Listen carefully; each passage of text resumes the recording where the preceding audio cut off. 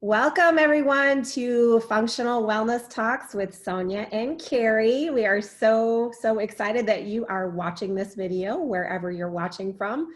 And so today we thought it would be really fun, especially given what's going on in our world, to talk a little bit about some of our favorite things as it relates to immune health. So Kari, I'm really excited to hear from you because this is totally your world of all these different supplements, and I know you've got some favorites because you've shared them with me. Would you mind just kind of digging in a little bit and talking about some of those? Yeah, there's so many different ways that we can really individualize immune support. And it's so exciting to be able to really dive in and figure out what this person actually is needing for immune support. You know, we're all used to the standard vitamin C, the zinc. Those are very, very important. But there's such an array of immune boosting nutrients that are just opportunities to patients out there that they're normally not aware of. Like, for example, an egg. Why do we eat an egg? You know, kind of like an apple a day concept. Well, in the yolk of an egg is something called PEA. I break it into syllables, palmitoyl ethanolamide. Sounds about right. Right. And that has Don't been ask me used to spell it. right, or PEA. I just Google PEA, There you go. an egg. But that was so efficacious that it was used as a prescription to treat acute influenza and respiratory infection. Since then, you know, we've advanced in the pharmaceutical side, and the prescription had changed to other things. But it was an egg that where that information came from and all the research. We can look at our fruits and veggies that we buy at the store, you know, getting good, healthy, organic, non-GMO fruits and vegetables to really increase that ORAC, the antioxidants in your body. Because if we're not able to turn over healthy cells, well, our immune system is going to have some problems. And that's really where I focus on using whole food first. You know, food is your medicine. When somebody says, look, Kari, I'm not going to eat that many fresh fruits and vegetables a day, it's not going to happen, right? That's where we can really individualize and look at Optimate, or if they have dyslipidemia, cardiometabolic functional food, or even a fruits and greens shake, which is 20 fruits and vegetables in a cup. So, you know, there's so many different options out there that we're able to really grab onto and just really personalize it for each patient. I love that. And actually in this shaker cup right now, it looks a little weird that I'm shaking it here on the screen, is actually a combination of this, I think, is the pink lemonade fruits and greens from Nutridyne. And then also my custom blended Optimate custom epigenetic superfood, which has everything that I need. So this is where you and I could make the same drink, literally, but your drink is going to be different than my drink, even though it has the fruits and greens in it. And well, maybe your flavor is different, but you know, it's such a great combination because I think the fruits and greens, obviously, to your point, let's be real, who eats 9 to 12 plus servings of fruits and vegetables a day? Like, you'd be eating all day long. And guess what? Even if you eat that amount, they're so depleted in the nutrients that they provide. We have to do something else. So the easiest kind of 1-2 punch for me, and I really love the flavor combinations that you can create, is to use this Optimate to give me, you know, really the foundation of everything I need. I mean, this has, my blend has everything I need, and I would read it to you, but I am having a hard time seeing exactly. Oh, here it is. Okay. They changed the label a little bit. So there's quinoa, oats, spinach, some monk fruit for the taste, broccoli, pumpkin, avocado, apple, pumpkin seeds, kidney beans, blueberry, lemon, portobello mushrooms, sunflower seeds, strawberry, and carrots. Wow. So that's great. And I love all those foods, but that tells me that based on my epigenetic needs, this is what my body is craving at the moment. But I guarantee you that's not necessarily what I have in my pantry. I have some of that, but I need to do a better job buying those foods because that's what my body is asking for. And then I love to take the fruits and greens, and number one, it gives it a great flavor, and I just mix it all together. And then I think you said 20 servings of fruits and Yeah. vegetables. Okay, Yes. so we just knocked that out of the park with one drink. Like, who's not Yeah. about simplicity, right? I Right. just really love how we can make it simple. Yeah. So And thank you. tastes good at the same time. It does. It does. And you can throw it all in a protein shake. I'm a straight shooter kind of girl. I just put it in the cup and shake it up and drink it. And it's really good. But I have had people put it in their protein shake. Oh, yeah. What about some other supplements that you like that are also good for immune boosting? What would you say a few of your favorites are? We have some liposomals that I use quite often for patients that would rather, just put a drop of something in a tea or in a water instead of take more pills. But it does get down the elderberry flower, the elderberry, blackberry leaf, and several different anti-parasitic properties that you can also add to it that is going to boost the immune system by default. But with that, liposomal C's, if I find somebody that's really needing a high dose of probiotics, we have a 75 CFU powder that you can add to your drink that is a berry citrus type flavor. There's so many different options where kind of like you and I just pour it all in a drink and we can get it in, But it makes that utility so much easier for some people with that pill burden where they're looking at their hand and they're going, I got to swallow 27 supplements, one that cost a lot of money, and two, how am I getting these down? Plus food. Oh, that's Right. so true. So one of the things that I hear a lot about too, and I actually tried to order some myself last night, and it looks like it's out of stock at the moment, but liposomal glutathione. Yes. You have people put that in things as well, or do you need to take that separately? Well, that is a sublingual that you squirt on the side of your cheek and you just let it absorb. With now, a lot of people are out of glutathione. It's a big back order across the nation. But if we take a step back, ALA is going to help the production of glutathione. And so we can always supplement with that. And that's why we've coupled it in the Nervies formula with the PEA and ALA together. That's the only thing in that formula is to help increase glutathione production. So not the direct glutathione itself, but sort of the precursors that help to increase that within the body. Like you hear all the rage these days about people taking things for improving HGH levels, kind of that same concept. You can either take those things or you can use the precursors or do the things that naturally help to boost your HGH levels. So kind of that same concept. I love that.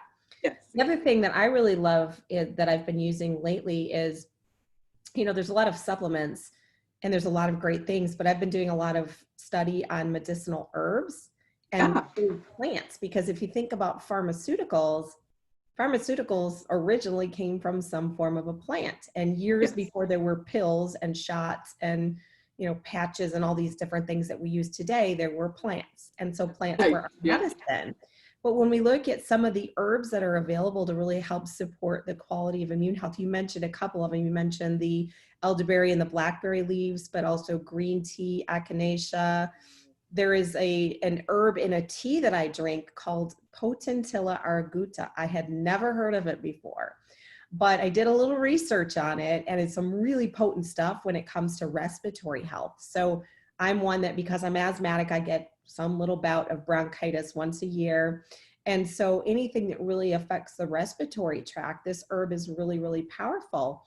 And so when you put all these herbs together and not just take one or the next, and it's not, a grocery store quality, we're talking really potent, handcrafted on a farm herbs, and mix them together, you have a very potent tea.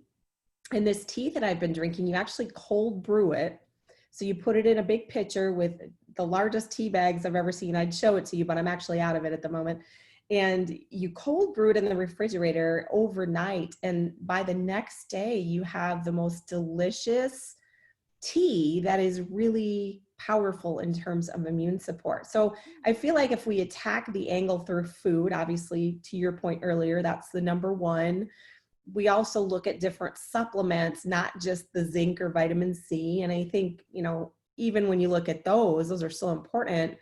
but I know that you're really big on quality. So speak a little bit about the quality of those things. Cause I mean, what's to stop me from going to Walmart and buying zinc or vitamin C? Tell me a little bit about the differences.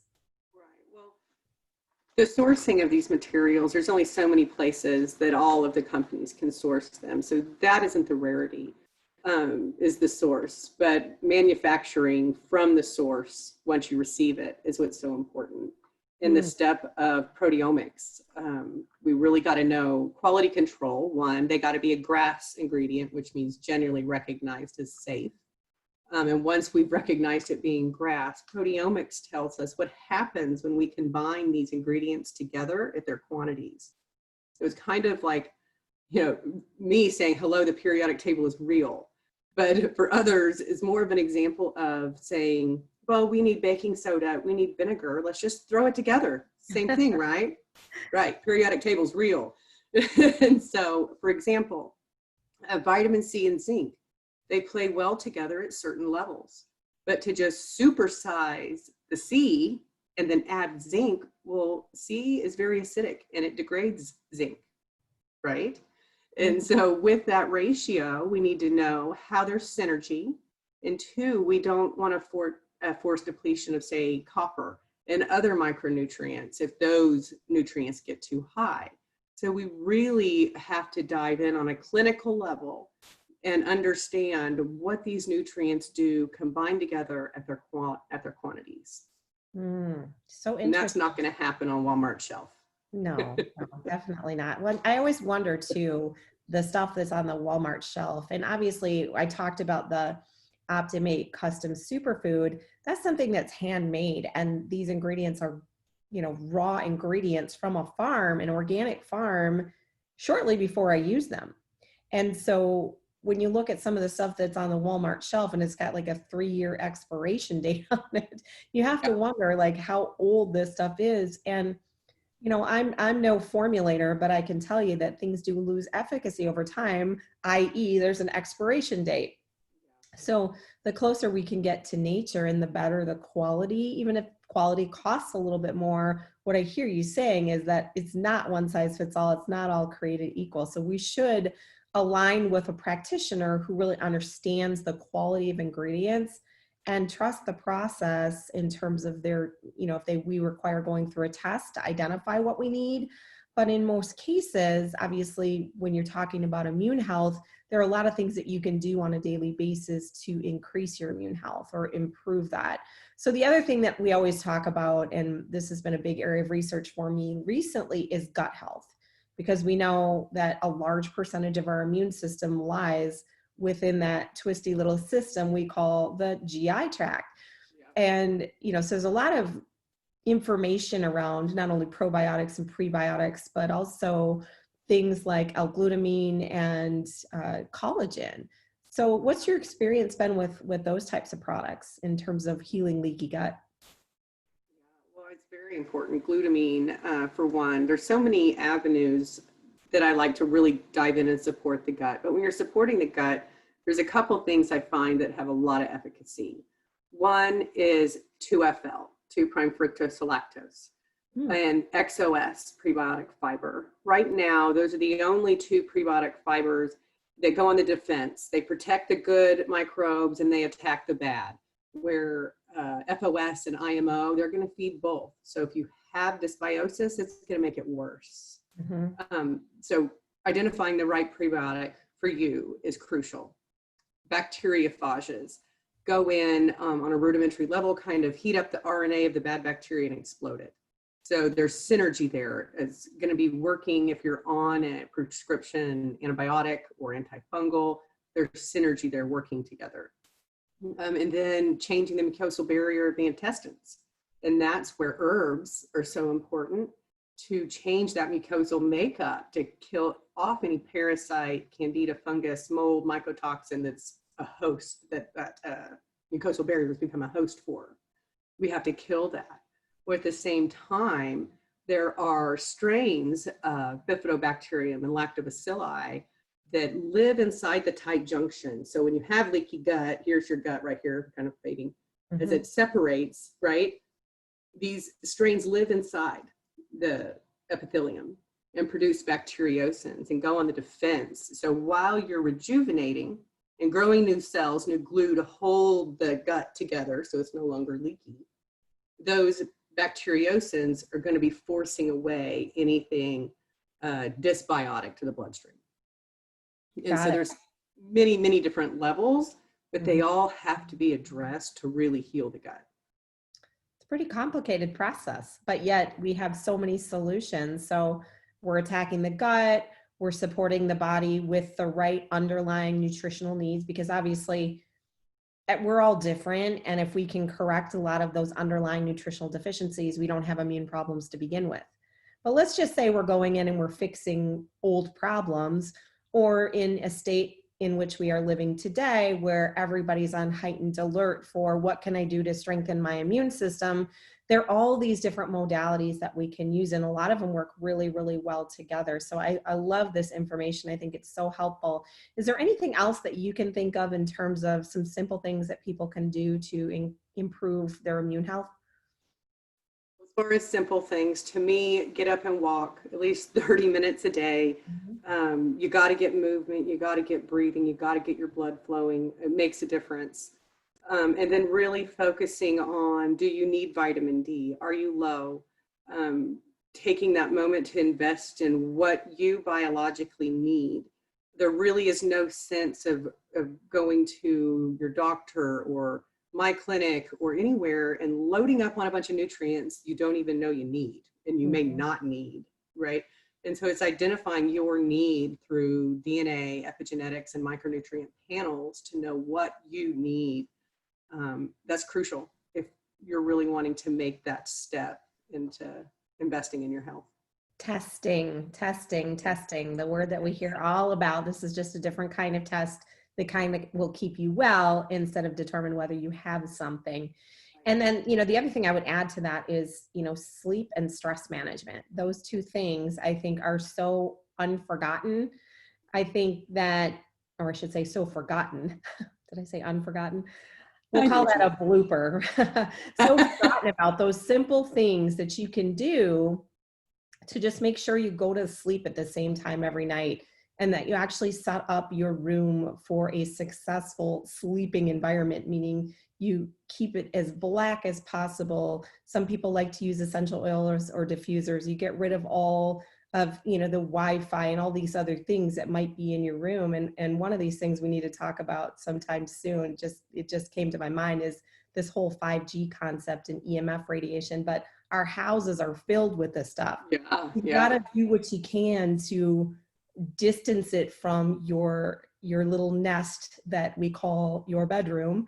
And, just even making simple changes like that and having a more restful night's sleep and keeping the stress under control. We're all living in a very stressful time right now, but there are a lot of different things that you can do to manage that stress, and nutrients to support stress management. So I think those are a couple things I would add that we haven't talked about, but those are all, great topics in themselves. So this was really, really informative. I really love collaborating with you and learning from, your viewpoint, what we can do as practitioners to really, really help people. So thank you for joining me today. I can't wait to do it again next week, and who knows what we'll be coming back with next. So thank you everybody for watching. We'll be coming at you soon. Take care.